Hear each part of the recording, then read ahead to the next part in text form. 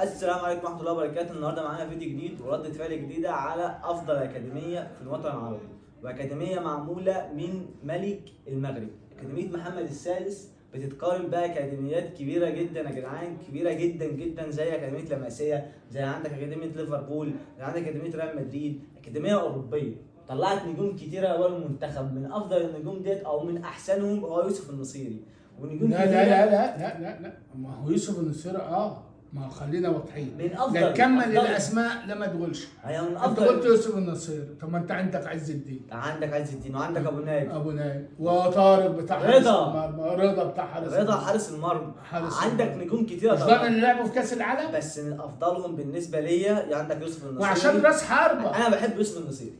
انا كلاعب قصدي كمتفرج بحب اتفرج على يوسف النصيري كمهاجم للمنتخب المغربي. بص او بص مهاجم بص لاي فريق يلعبه.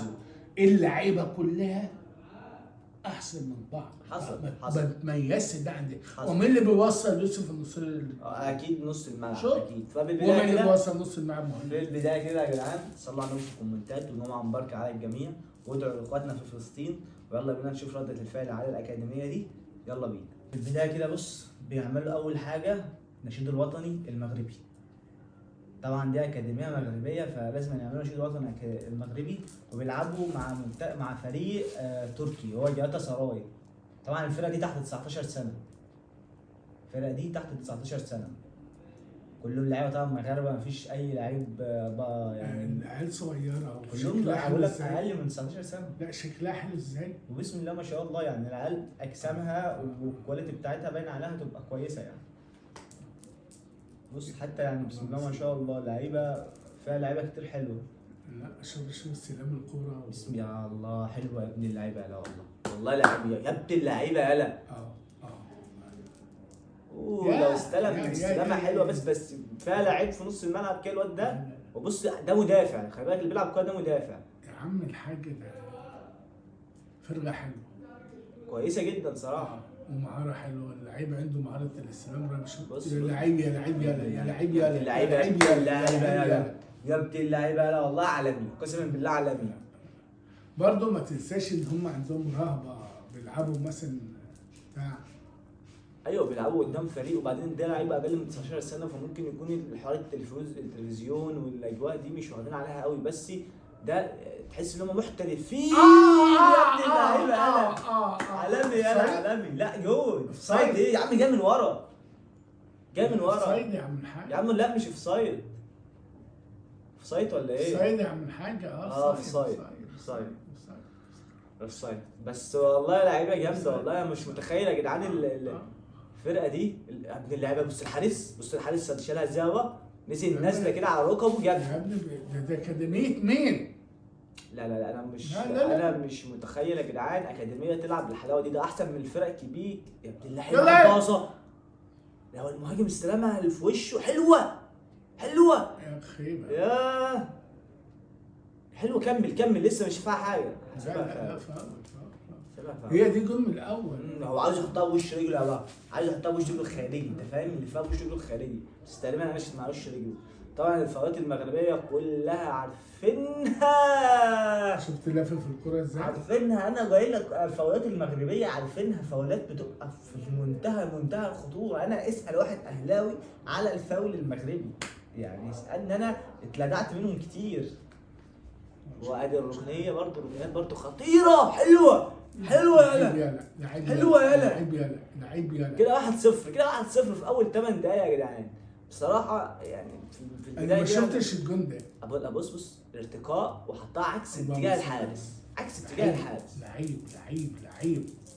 لعيب راكب الكوره وحاططها. لا اقسم بالله اكاديميه باين عليها اكاديميه متطوره جدا، بيلعبوا كوره مفيش عشوائيه. حتى دخلت الحارس، بص ده دخلت الحارس مطلع الكوره، مفيش عشوائيه يا جدعان والله. يعني يا ابني الاكاديميه بيستلم فين؟ بتطلع لعيبه للمنتخب. ده استلامه المدافع في المكان ده. بص الواد ده باين عليه لعيب يابا. بص الكوره. اللهم صل على النبي. والله اللهم صل على النبي. حط يلا. حلوه بجد يا جدعان. انا شايف يعني اللعيبه دي كويسه جدا فيهم لعيبه بسم الله ما شاء الله، هتبقى سند للمنتخب المغربي. يا ابني اللعيبه يا حارس. هو متوقعها وهي في صيد اصلا. لا هي كانت في صيد اصلا. اوف يا واوا. اللعيب اللي هنا ده الواد ده حلو قوي. اسمه ايه يا جدعان؟ قولوا لنا في الكومنتات ده اسمه ايه؟ الواد عنده مهاره حلوه قوي. لعيب، لا حلو قوي يا ابن اللعيبه. لا لا لا لا لا لا لا لا لا لا لا لا لا لا لا لا. ايه ده؟ ده لعيب كوره ده. ده عنده اقل من 19 سنه. ايه ده؟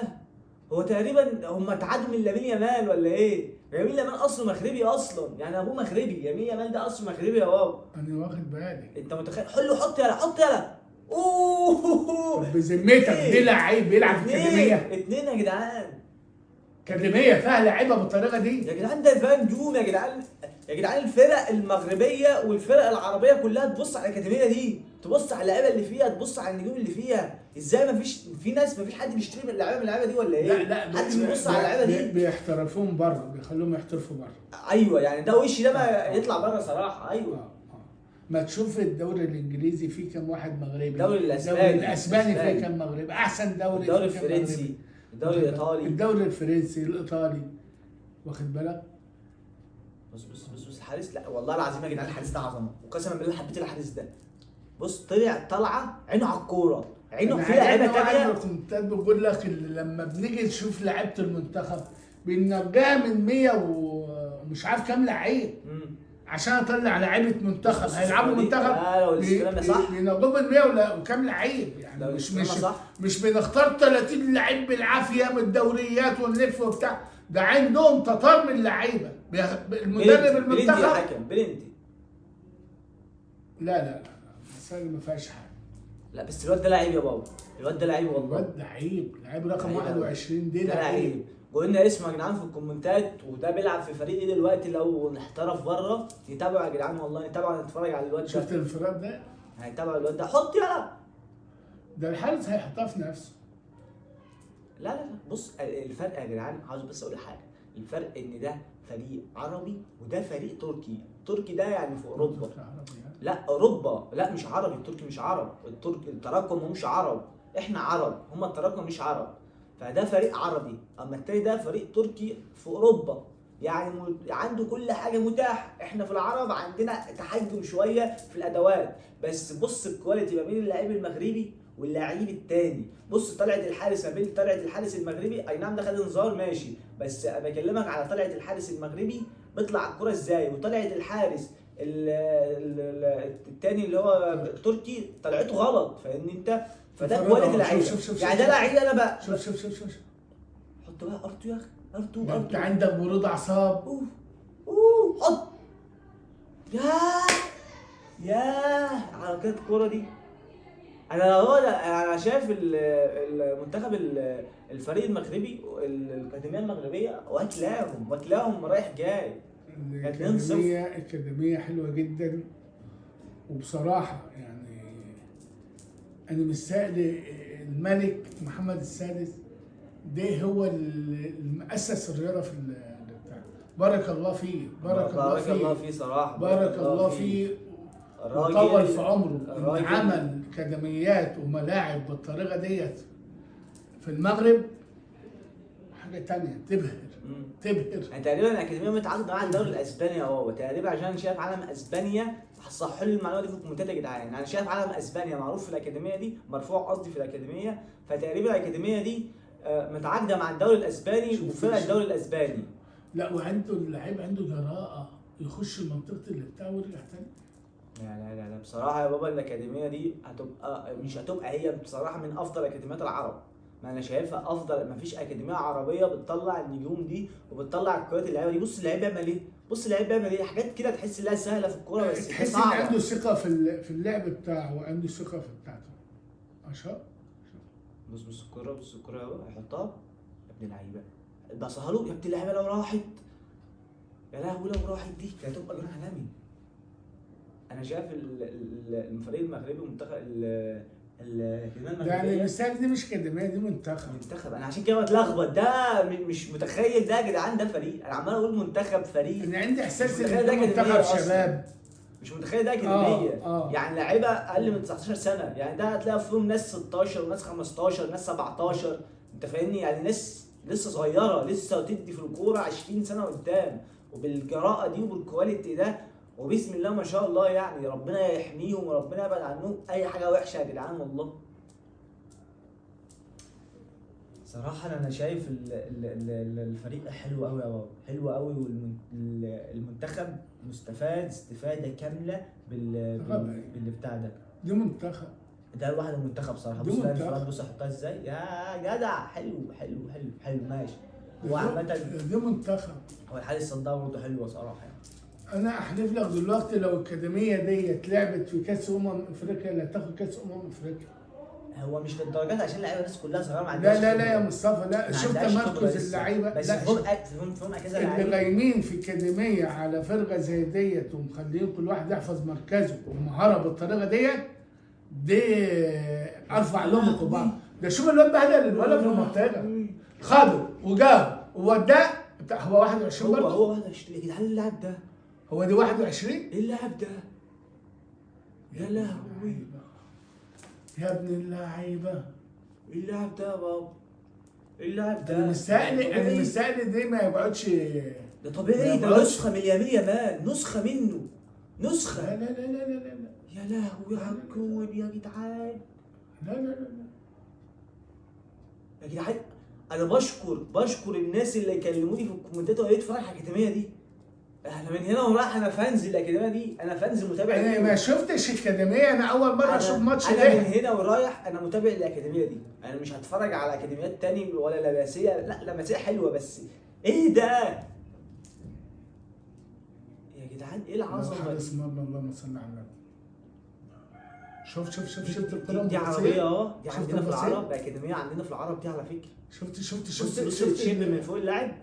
ايه دي يا لهوي، ده بعته يا لهوي. الثانيه يا لو حطها.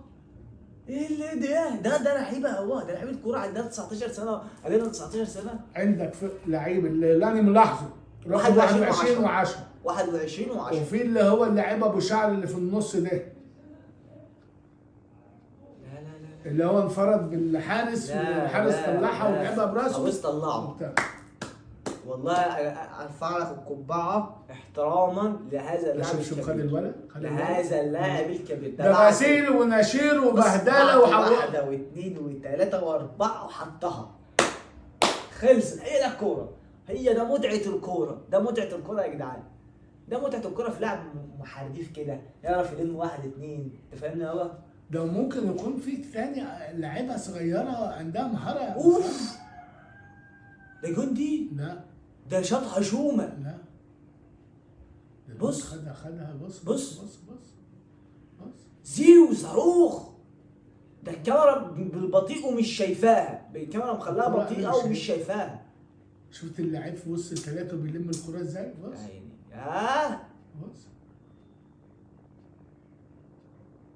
يا عيني يا عيني يا لعيب يالا اللي بصل الكره ديت. يا عيني اللي بصله الكره دي اللعيب 10 على 10. شافه جاي لوحده وراح لعبها له. يا مظلوم يا بابا. عندي صدمه كده دلوقتي، انا مش متخيل الناس اللي قالوا في الكومنتات اتفرج على بتاع الماتش خلص كده. لا 3-0 على جلاتا سراي يا بابا. فريق يستاهل اي حاجه حلوه تتقال عليه. من اكاديميه محمد السادس. اشكرك وعارف انت مش هتشوف الفيديو وعارف انت مش هتسمع الفيديو ده، بس اشكر الملك المغرب على هذه اكاديميه من افضل اكاديميات العالم، وان شاء الله تكون افضل اكاديميه في العالم. فيها نجوم كتيره وحلوه قوي. فيها نجوم فيها مش هيقعدوا على فكره. فيها اللاعب اللي هو اسمه اللي هو رقم 21. يا ريت تقولوا لي على اسم اللاعب ده اتابعه. لان بصراحه اللاعب ده يعني يعتبر مثالي كده، مفيش لعيب زيه في العالم. اتمنى مفيش لعيب. لا ده ستايل يا هو زي ستايلات زمان. ستايل زي مثلا ايه، زي نيمار. ستايل انت جبت لي كده لعيب مهاري. انت جبت لي لعيب مهاري عنده ثقه في نفسه. ايوه جسمه حلو. لعيب في منطقه الجزاء. ده لعيب مهتم بجسمه، مهتم باللياقه البدنيه، مهتم بكل حاجه. طوله جسمه كده. كريستيانو برضه زمان ايام يونايتد ما بحبوش، مش عارف ليه. حاجه كده كريستيانو. ما بحبوش. لا اسكت. واخد بالك؟ اسكت. كريستيانو عظمه، كريستيانو يا جدعان من افضل اللعيبه اللي في العالم. وبس يا جدعان، ده كان نهايه الفيديو ونهايه القصه. المغرب يا جدعان عندها اكاديميه من افضل اكاديميات العالم. صح. وصراحه يعني انا فخور جدا اتفرجت على الفيديو ده، ويا ريت الناس كلها لو في اكاديميات تانية ولو في لاعيبه تانية زي لعيب الله رقم 21 ده، او لعيب رقم 10، او اي لعيب مغربي مشهور وحريف، يا ريت تبعتوا لنا في الكومنتات وقولوا لنا عليه نشوفه بالذات، عشان انا بحب اللعيبه دي وبحب اتابعها وهي صغيره وبحب اشوف المسائل بتاعتها. بس يا جدعان، وان شاء الله ادعوا لاخواتنا في فلسطين، صلوا على النبي النهارده الجمعه، صلوا على النبي كتير، والله رجاله سلام.